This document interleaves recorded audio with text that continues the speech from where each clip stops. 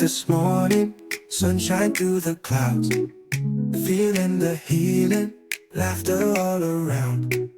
Rise up and stand tall, joy in every stride. No more tears to fall, let your spirit guide. Blessed go summer, shining through the night. Brighter than thunder, you're the morning light. Life keeps on spinning, hold on to your dreams. You're always winning, more than it seems. Hear the drums calling, dancing to the dawn. Keep on believing, strength in every song. Blessed go summer, shining through the night. Brighter than thunder, you're the morning light. Life keeps on spinning, hold on to your dreams. You're always winning, more than it seems. Hear the drums calling, dancing to the dawn. Keep on believing, strength in every song. Blessed go summer, shining through the night. Brighter than thunder, you're the morning light. Life keeps on spinning, hold on to your dreams. You're always winning, more than it seems.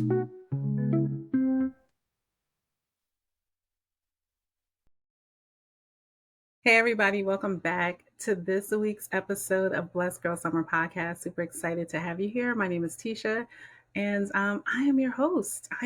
We are in season 3, and we have been talking about, well, y'all, I turned 48 this year, so we've been talking about that. But we've also been talking about ways in which I've grown, and last week we talked about friendships. And this week we are going to be talking about therapy. We're going to be talking about my healing journey. I felt like this would be a great season to just kind of share my own personal growth story and the things that I've learned along the way as I am pursuing help to be in a healthier space, like mentally, um, with my wellness. So, y'all, I think I've shared this story on another podcast before about how I was always, well, I always wanted to be a therapist, a psychiatrist to be exact. Um, I didn't really know what what it entailed. I just knew that it was a helping profession and that people could come and talk to you and you could help them. You could help them process the things that they were struggling with. And I definitely wanted to do that. Um, so I was never not an advocate of therapy, but and and I started therapy in family therapy, ironically, and now I'm going to school to be a marriage and family therapist. But we started out in family therapy when our family when I got remarried, when I my second marriage, and we became a blended family. And immediately we recognized that we needed to talk to somebody else other than ourselves as to how we were going to navigate this family of 7. Um, at the time, it was a family of 6. And so there were just so many different personalities, so many different dynamics. We didn't know how to manage everyone and ourselves. And so I would say for probably the first, we have been married 16 years. So probably for the first 6 years, we were in family therapy. I would say it wasn't until about 5 years ago that I began my own therapy journey. I had just never thought about going to therapy for myself. Honestly, even though I wanted to be a psychiatrist, I just kind of saw it as like, you had to have had a emotional breakdown or um like there had to be something very drastic. Like maybe you were in a traumatic situation, right? Maybe you were robbed, or maybe you witnessed a heinous act, like you were involved in something, or you served in the war, right? Like I felt like trauma had to be something big in order for you to come to therapy.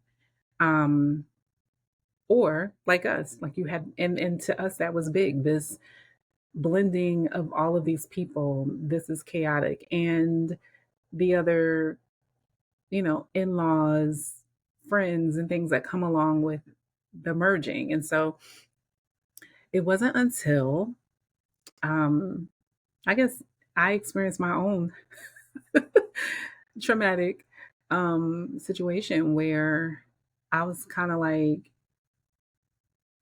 there was a lot of loss, and not like loss of like lives, like no one passed away. But there was a lot of business losses, there was a lot of relationship losses, there was a lot of um there was difficulty like in my marriage. And so there was just like a lot of loss happening at the same time. And then the pandemic hit, right? So then there was crazy loss. And I think that therapy began to be more normalized because so many people were experiencing heavy waves of like depression and grief and sadness and loss. And so, and I also feel like it also became more accessible. It probably was always accessible. I just didn't know about it, and it wasn't spoken about as much as a resource.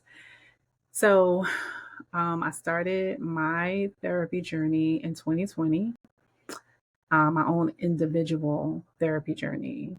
We had like marriage counseling and stuff like that before, so I had participated in those things too.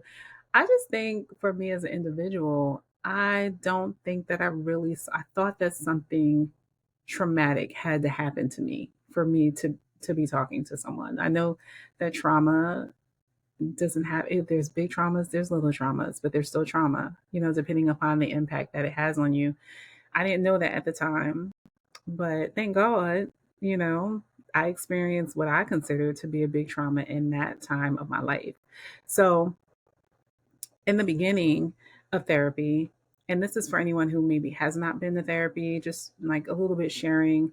Like, I'm not going to share exactly what we talk about. Like, I would never be able to do that over the course of 5 years. And also, the things that we're discussing or that we discuss in session are designed to help me in my story and how I grew up and how I react and my behaviors and stuff. So it would be different for you because you're a whole different person.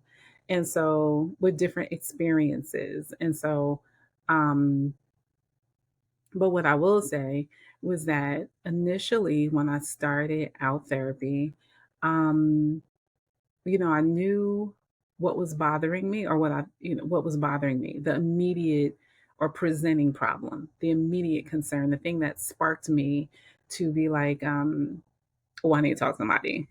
And like, I need to talk to them for real. So I knew what that was. And after we began to talk about that, I quickly began to realize that there was some learning of myself that I needed to do. And so a lot of the therapy in the beginning, and it continues throughout therapy, but a lot was me learning myself and becoming more self aware. Me understanding how I'm showing up in different situations, why, greater than how, but like why I'm showing up this way in different situations. Um, And I think that why is the self-awareness piece. And that has helped me. I think when I was able to understand the why, then I was able to do some work. I was able to change things. I better understood. And so now I get to decide, do I want to continue behaving this way? Like the why may not change. The why may not change. The reason may not change, but I had to understand that this why is impacting the actual behavior and the way that I move in a dynamic or in a situation. And then the question became, do I still want to move that way? Do I still, because the why may not change. Um, Now, the why, let's say if the why is because I feel rejected, right? Say if that's the why.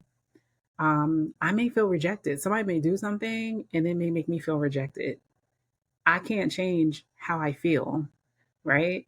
But I can change what I do. And so maybe before I was feeling rejected and immediately I was defensive. Immediately I was like ready to argue about it.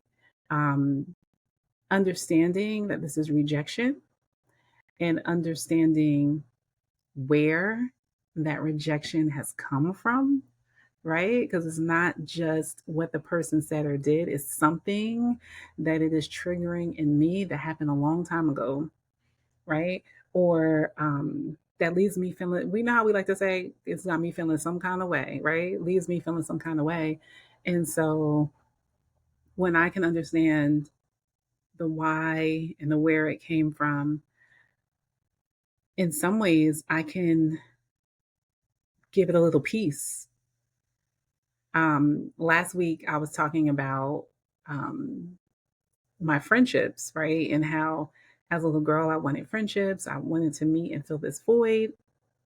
And so I understood that the why that I kept finding myself in these transactional type of relationships is because I wanted a sister. I wanted to fill this void. I wanted someone who's always there. Where that came from, I understood where that came from in terms of it being,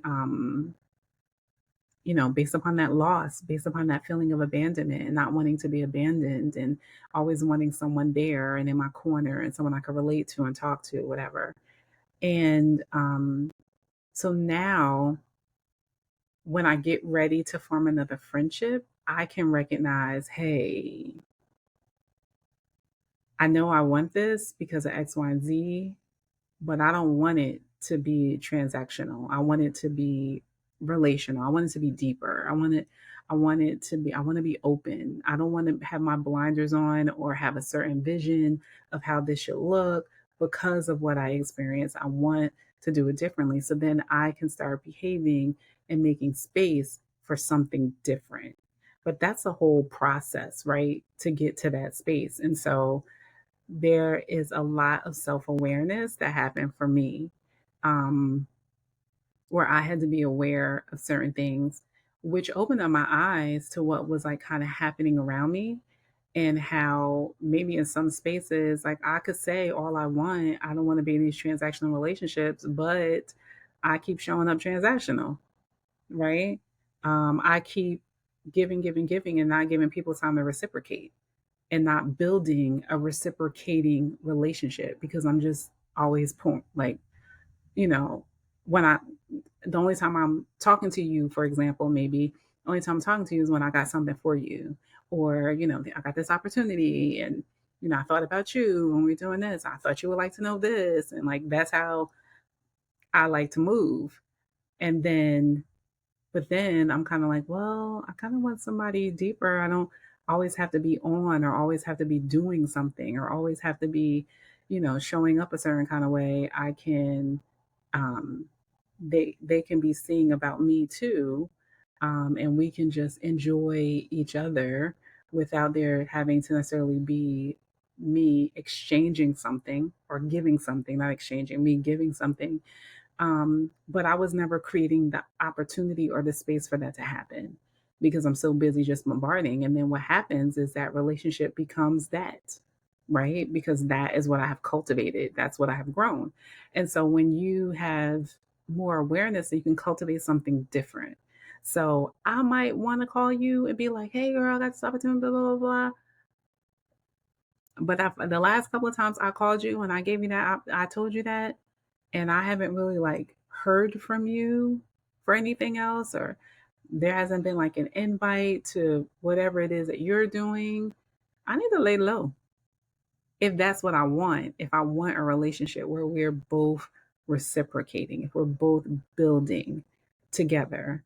And um, as painful as in the beginning that may seem, it's a building process.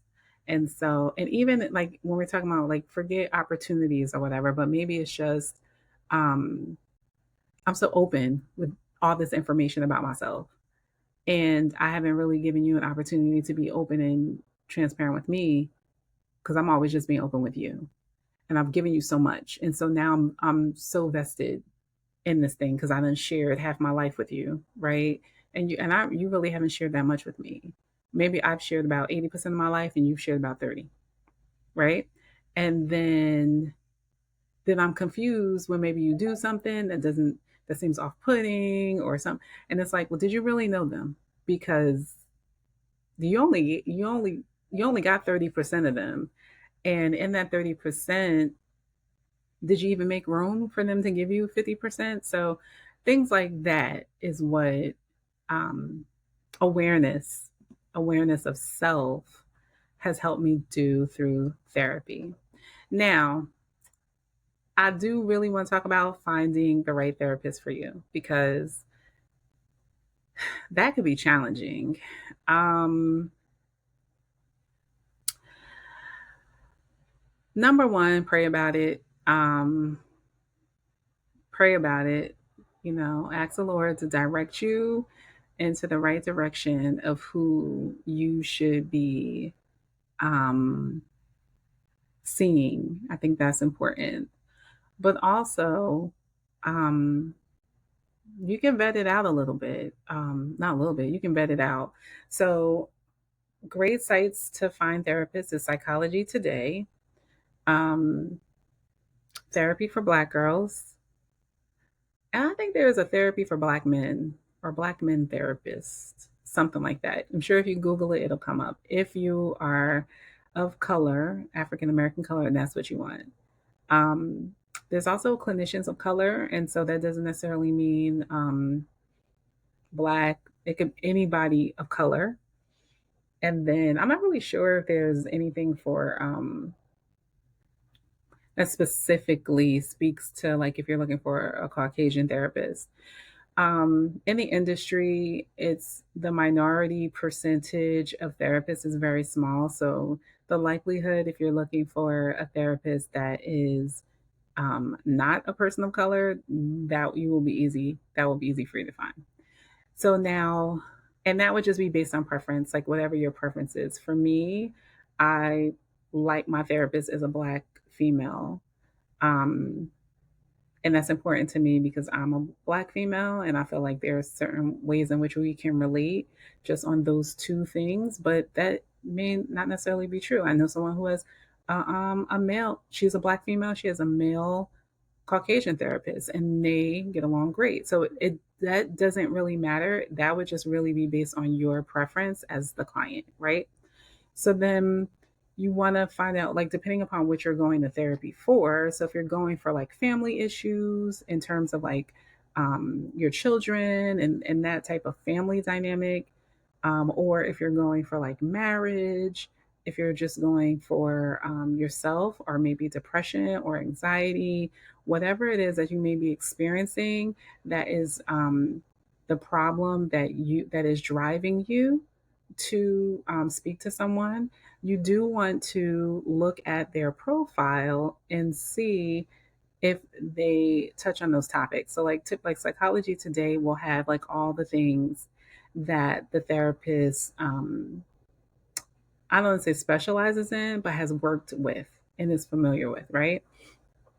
Then there will be some specialties, meaning some therapists that work with a specific type of clientele, not necessarily color type or gender type, but maybe like category type. So there may be some therapists that deal with maybe just strictly the LGBTQ plus community, right?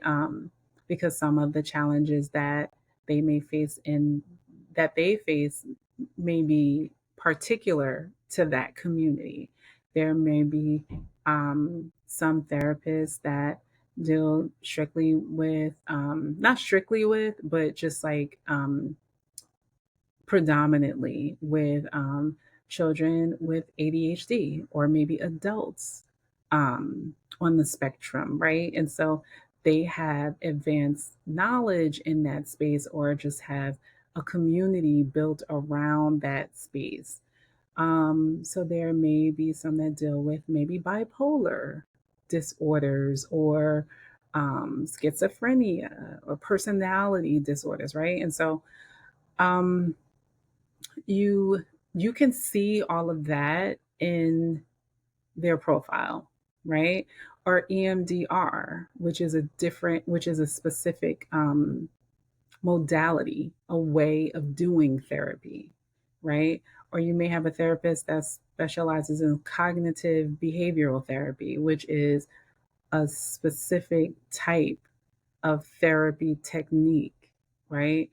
Um, so you can search through that as well if you're familiar with techniques. Maybe you worked with another therapist and this is what she did, or maybe somebody told you, or you read a book, right? And so now you're interested in maybe learning more about that. And so you can decipher that way as well. And then, of course, you can decipher based on insurance. So you can see if you're paying out of pocket versus whether you are using your insurance. And so then you can see who accepts what. Now, what I suggest is that you select a few. You select a few and majority of them, I think I've not come across any therapist that does not do this, but I don't want to speak for everyone. Majority of them will give you a free 15-minute consultation, so that you can get to know them and they can get to know you, because you want it to be a good fit. You want to be comfortable with the person that you're talking to. Um, and so, although you're not going to know that completely off the bat, it does give you an opportunity to speak with them, to see their style, to see their flow, to get to know their experience, and to see if this is, a relationship that you want to test out. Um, then I encourage you, when you do select a therapist, that when you get into the room with them, they're going to talk to you about like the disclosures and all of these things, and probably just kind of how the session goes and how they typically operate and things of that nature. But you can also let them know like any concerns that you have, right? Any things that you are particularly looking for, any things that make you feel more comfortable versus not, right? Like you can have that conversation with them in the beginning, which really just sets you guys up for a better relationship, right? Because at the end of the day, the therapist is wanting to um, create an alliance with you. They want to support you and they want to know the best way that they can do that. And so, um, you should feel comfortable or feel free to be able to express some of the things that you're needing. And then that way they can let you know. Like if they don't think it's going to be a good fit or they know someone that they think will be a better fit, they can always refer you. Or if you don't think it's a good fit, you can ask for a referral or you can try another therapist. But I do want you to know that it may not always be a home run every single time, right? And so you may get in there after like 3 sessions or so, you may just be like, I don't know, I'm not really feeling this. But I think like after about three or 4 sessions, you kind of know if this is a good flow or not. Um, and then if it's not, go back to the drawing board, because I tell you, when you find the therapist that is for you, it is so worth it. There's so much growth that can happen. There's so much healing that can take place. There's so many tools there's so many things, right? And so I just want you to be encouraged that sometimes it may take a couple of rounds before you get that one. And I also do know that sometimes it's difficult. Like people have waiting lists and all of those things, and it can get frustrating. And if therapists could see more clients, then with more clients, then I'm sure that they would. But When you're only one person, you only have a certain capacity, right? But there are other people who may be able to serve you, right? And so, try not to get frustrated if there's someone you really thought you were going to be able to work with and then they don't have the availability or they don't have the time. Ask them for a referral. Because typically they know more folks that are like them or can help. And so ask them for if they can recommend someone else and then try that. Also a good way is word of mouth. Word of mouth. When people ask me, I always refer my therapist and other therapists I have worked with in the past. So this particular therapist that I have has just been me and her.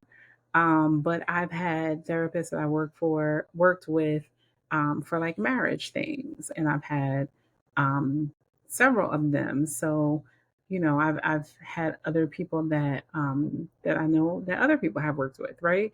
And so it's always great to just ask around um, and see if anybody has anyone that they can recommend. Um, but I just want to encourage you not to give up, to keep looking. If at any time you feel like this is out of alignment, because I remember one time I was with somebody and initially I thought it was good, but then as time went on, there were just some other things that just weren't consistent enough for me. Um, and and so eventually I had to let go of that relationship. Um, that's okay. That is okay. And um, because at the end of the day, the therapist wants you to be comfortable. The therapist wants to be able to grow with you. And if the therapist is not able to do that for you, then the therapist does want to help you get to the place where you can get that with someone else. And so that's okay too, right? This is all about your journey, your growth, and your healing. So, the other things that I wanted to talk about real quick is um,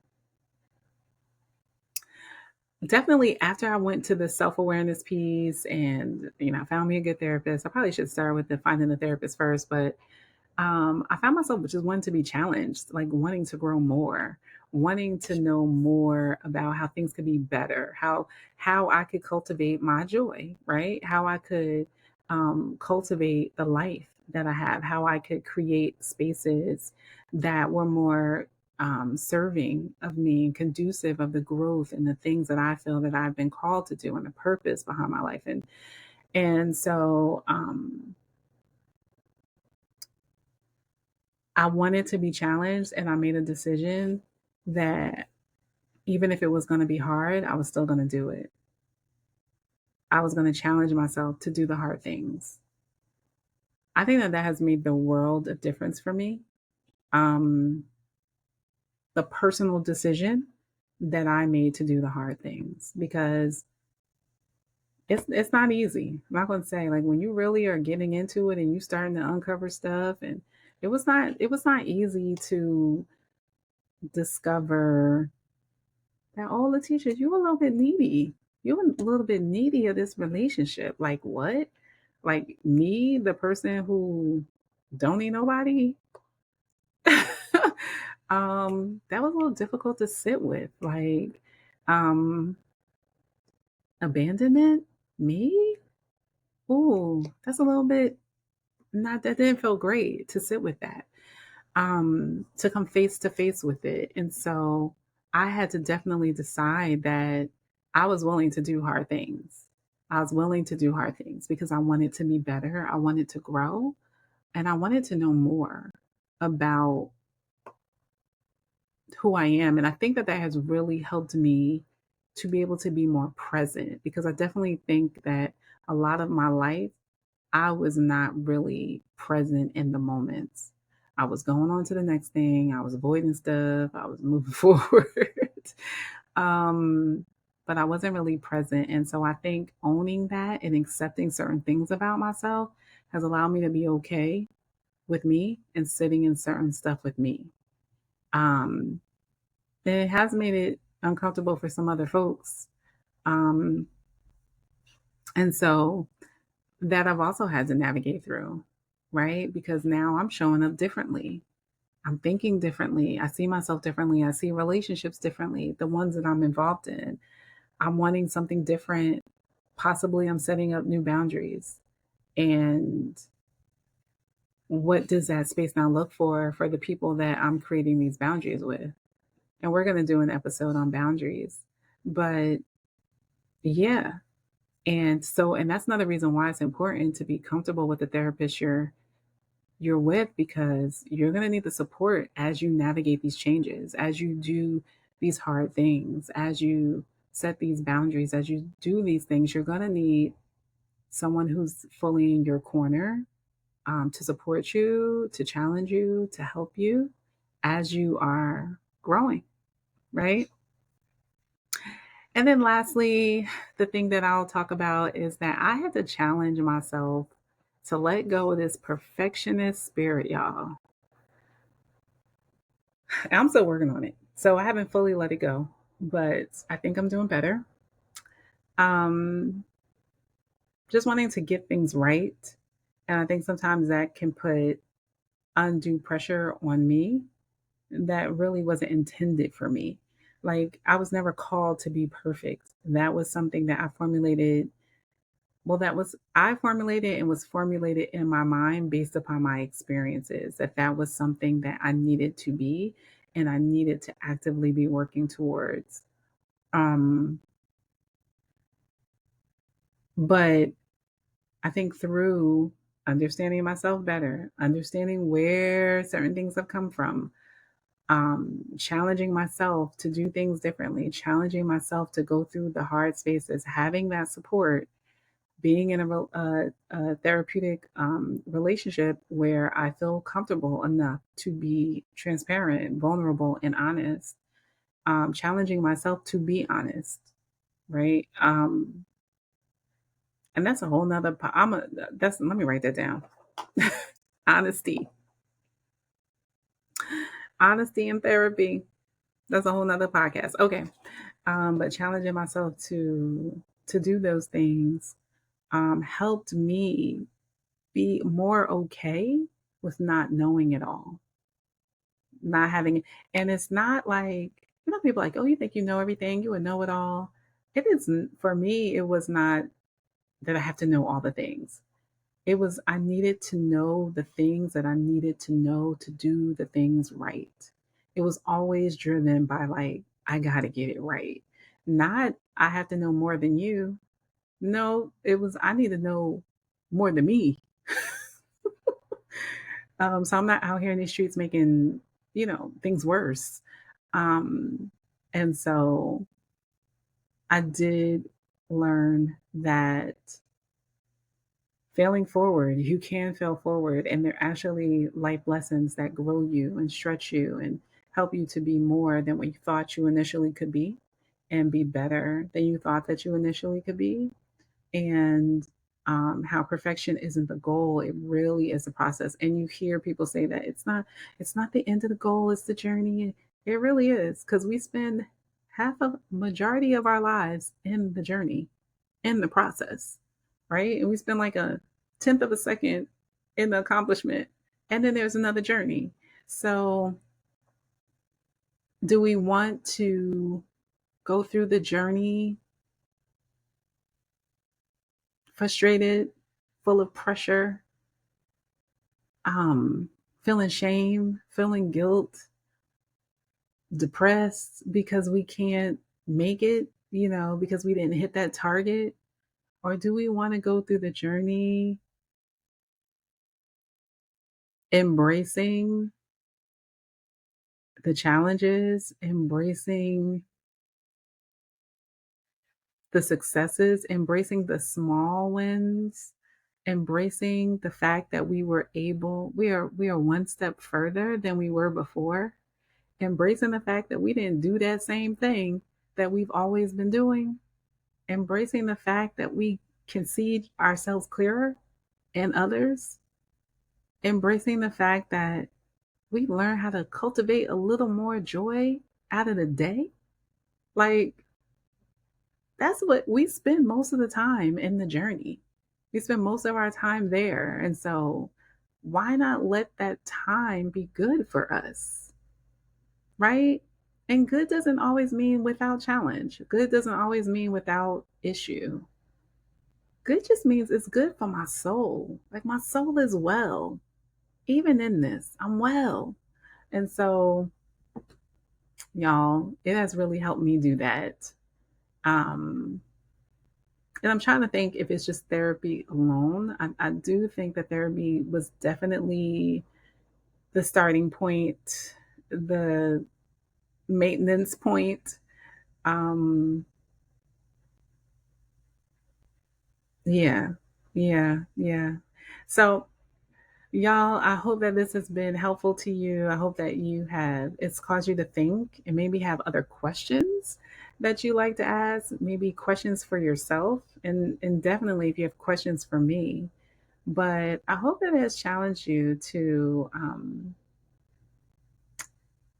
see the tools and the resources that are around you, and and the ways in which your life can be different, and the ways in which you can show up differently for the better, for the better.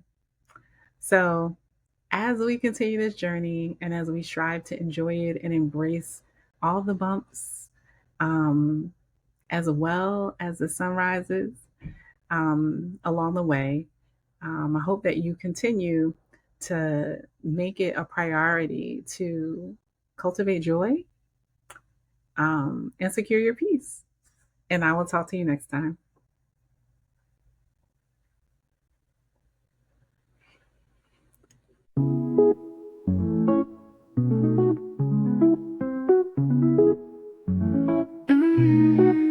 Woke up this morning, sunshine through the clouds, feeling the healing, laughter all around. Rise up and stand tall, joy in every stride. No more tears to fall, let your spirit guide. Blessed go summer, shining through the night. Brighter than thunder, you're the morning light. Life keeps on spinning, hold on to your dreams. You're always winning, more than it seems. Hear the drums calling, dancing to the dawn. Keep on believing, strength in every song.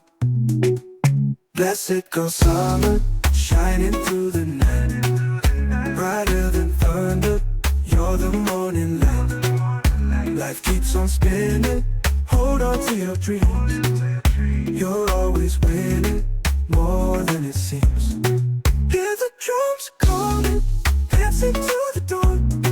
Keep on believing, strength in every song. Blessed go summer, shining through the night. Brighter than thunder, you're the morning light. Life keeps on spinning, hold on to your dreams. You're always winning, more than it seems.